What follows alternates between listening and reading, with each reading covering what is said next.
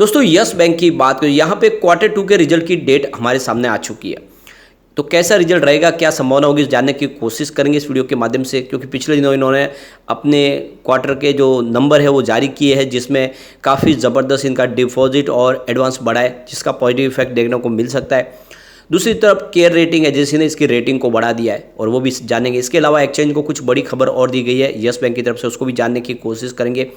और क्या इस समय यस बैंक में इन्वेस्टमेंट करना चाहिए, क्योंकि यस बैंक का स्टॉक इस समय अंडर वैल्यू है। आप देख ही सकते हो कि यस बैंक ने भले ही बहुत कुछ अचीव किया हो पिछले 3 सालों में, लेकिन अभी भी शेयर की प्राइस तो बहुत नीचे। इसकी प्राइस 2 बार 20 को क्रॉस कर चुकी है और इस बार अभी भी देख सकते हो स्टॉक 20 रुपीज़ से नीचे। तो क्या इन्वेस्टमेंट करना चाहिए, क्या है आगे की संभावना फाइनेंशियल सेक्टर की, और स्पेशली ऐसे स्टॉक जो अभी नहीं दौड़े क्या दौड़ेंगे। वैसे इस समय बाजार में एफआई की तरफ से बिकवाली हो रही है और उस वजह से थोड़ा सा लोगों को मन में भ्रम है कि कहीं बाजार में गिरावट ना हो जाए, लेकिन ओवरऑल क्या सिनेरियो बन रहा है जानने की कोशिश करेंगे इस वीडियो के माध्यम से। लेकिन फ्रेंड, उससे पहले अगर आप पहली बार हमारे चैनल पे आए तो चैनल को सब्सक्राइब कर दीजिए, एक बेल आइकॉन दबा दीजिए ताकि जब भी नया वीडियो बने पहला नोटिफिकेशन आपको मिले। वीडियो पसंद आए तो लाइक शेयर जरूर कीजिए। चलो फ्रेंड्स, वीडियो स्टार्ट करते हैं। मैं हूँ आपका दोस्त SB दवे और हमारे अपने चैनल ऑनलाइन कमाई में आपका बहुत बहुत स्वागत है। सबसे पहले फ्राइडे के बाजार की बात करें तो बाजार में हमने पॉजिटिव क्लोजिंग देखी थी और पिछले 2 दिन में काफ़ी अच्छी तेजी बनी। गुरुवार शुक्रवार को लगभग 800 पॉइंट की रिकवरी BSE सेंसेक्स में। निफ्टी 50 की बात करें तो 19,653 के स्तर पे क्लोजिंग थी, जहाँ पे 0.55% की तेजी थी। निफ्टी बैंक की बात करें तो यहाँ पे तेजी थोड़ी कम थी, 44,360 के स्तर पे 147 पॉइंट की ही तेजी थी, यानी 0.33% की तेजी थी। निफ्टी PSU बैंक में उससे भी कम तेजी थी, देख सकते हो 5,211 के 18 के स्तर पे मात्र 0.27% की तेजी थी। अब निफ्टी प्राइवेट बैंक में तेजी लगभग बाजार के मुकाबले उसके जैसी ही थी, 22,971 के स्तर पे 0.51% की तेजी थी, तो लगभग आधा % की तेजी थी प्राइवेट सेक्टर में। और देख सकते हो कि सरकारी बैंकों में तेजी काफ़ी कम थी, पिछले दिनों काफ़ी स्टॉक दौड़ चुके हैं, ऐसे में तेजी थोड़ी सी कम होनी तो लाजमी है, यहाँ पे प्रॉफिट बुकिंग भी आ रही है। लेकिन यस बैंक ने अच्छा प्रदर्शन किया है फ्राइडे के दिन। आप ये देख सकते हो कि स्टॉक की शुरुआत 17.20 पर हुई, शुरुआत बिल्कुल पॉजिटिव हुई क्योंकि क्लोजिंग 17.15 के आसपास थी गुरुवार के दिन की। इंट्राडे में 17.50 का हाई भी बना, यानी काफ़ी अच्छा स्टॉक दौड़ा। जो लो है वो 17.15 का, और अंत में देख सकते हो कि जो क्लोजिंग है वो 17.35 के आसपास रही, 1.17% की शानदार तेजी के साथ। तो काफ़ी अच्छा प्रदर्शन किया यस बैंक ने। आप देख ही सकते हो कि बेहतर प्रदर्शन है। अब इसकी परफॉर्मेंस देखें तो 29 सितंबर को स्टॉक 17.25 के आसपास था, कोई भी अप डाउन देखने को नहीं मिला, यानी पिछले दिन की जो क्लोजिंग थी उसी के आसपास क्लोजिंग हुई। 3 अक्टूबर की बात करें तो क्लोजिंग 17.20 के आसपास, जहाँ पे 0.3% की गिरावट हुई। 4 अक्टूबर की बात करें तो क्लोजिंग फिर से उसी जगह पे हुई 17.20 के आसपास, जहाँ पे कोई अप डाउन देखने को नहीं मिला। 5 अक्टूबर की बात करें तो क्लोजिंग 17.15 के आसपास, जहाँ पे 0.3% की गिरावट हुई। लेकिन 6 अक्टूबर को देखें तो 17.30 के आसपास स्टॉक आया 0.9% की तेजी के साथ। तो ये आप देख ही सकते हो कि लगातार जो निगेटिव वातावरण बना हुआ था उसमें कमी आई है और एक तरह से स्टॉक फिर से अप मूव की तरफ बढ़ने लगा है। अब यहाँ पे तेजी की संभावना बन सकती है और उसके पीछे है कुछ बड़ी गुड न्यूज। यहाँ पे केयर रेटिंग ने इसकी रेटिंग को बढ़ाया है। आप ये देख ही सकते हो कि केयर रेटिंग की तरफ से जो इनका 5,000 करोड़ का जो देखे तो इंस्ट्रूमेंट बॉन्ड फैसिलिटीज़ है उसकी रेटिंग को इन्होंने अपग्रेड किया है।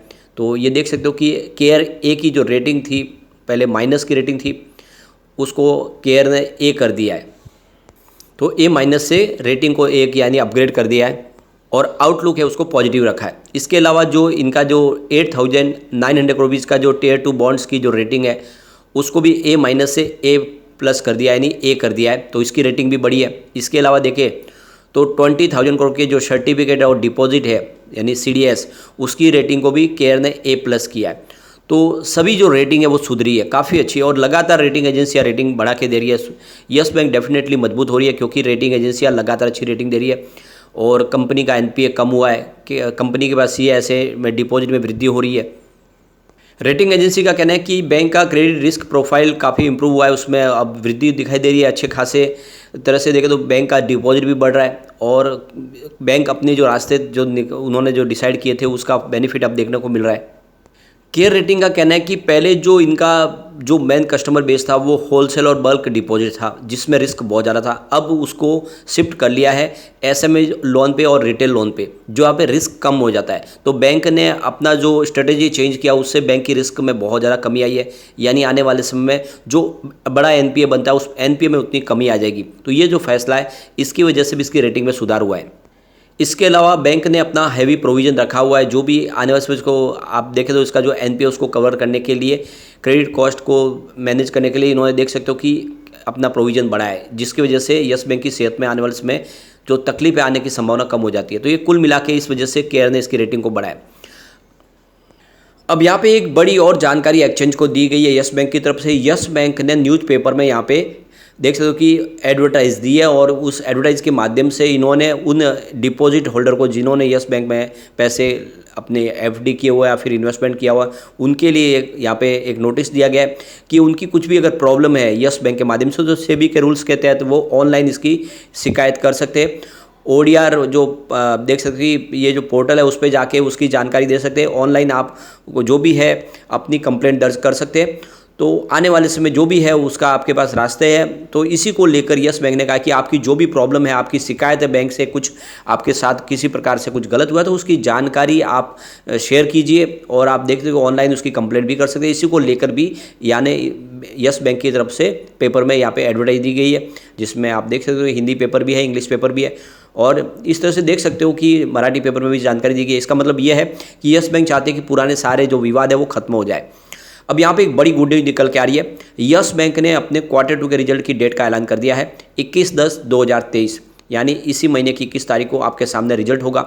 और रिजल्ट इस बार बेहतर रहने की पूरी उम्मीद है, क्योंकि पिछले दिनों हमने डिस्कस किए जो डिपॉजिट और एडवांस के आंकड़े बहुत ही उत्साहवर्धक है, काफ़ी शानदार इंप्रूवमेंट देखने को मिला। इससे इस बार रिजल्ट बेहतर रहने की उम्मीद है। वैसे लगातार इनका रिवेन्यू तो बढ़ ही रहा है, कहाँ पे कोई कमी नहीं है। जून 2022 में जहाँ पे 5,920 करोड़ के आसपास रिवेन्यू था, वो जून 2023 में बढ़ के 7,637 करोड़ तक पहुँच गया। काफ़ी ज़बरदस्त बढ़ा है रिवेन्यू। पिछले 4-5-6 क्वार्टर से देखें तो लगातार रिवेन्यू बढ़ ही रहा है, यानी यस बैंक की सेहत में सुधार हो रहा है।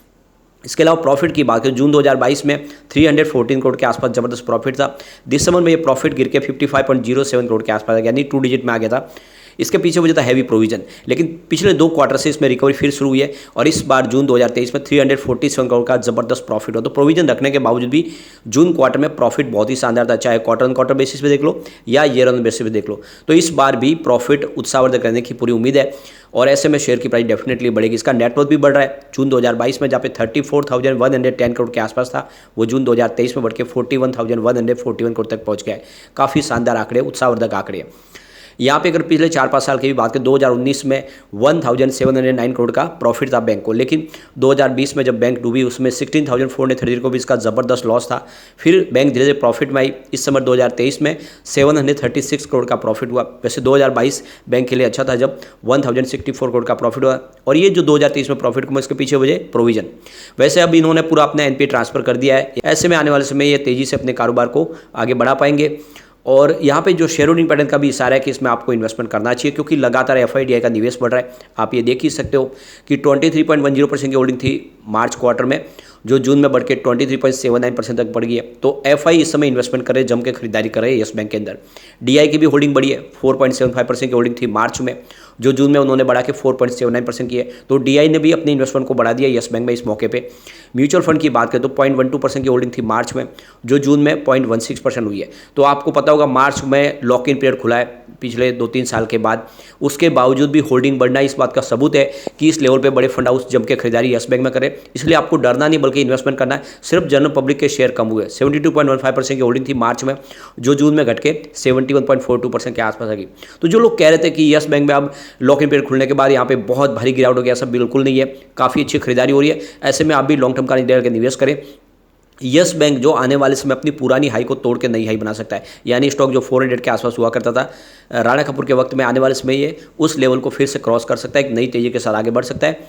तो एक लॉन्ग टर्म का नजरिया लेके यस बैंक में आपको डेफिनेटली इन्वेस्ट कर लेना चाहिए। लेकिन फ्रेंड, कोई भी इन्वेस्टमेंट करने से पहले अपने फाइनेंशियल एडवाइजर से बढ़ाई ले ले या अपना खुद का रिसर्च करें, क्योंकि मैंने वीडियो आपके एजुकेशनल पर्पज के लिए ही बनाया। वीडियो पसंद आए तो लाइक से जो कीजिए और चैनल को सब्सक्राइब कर दीजिए। Thank you friend.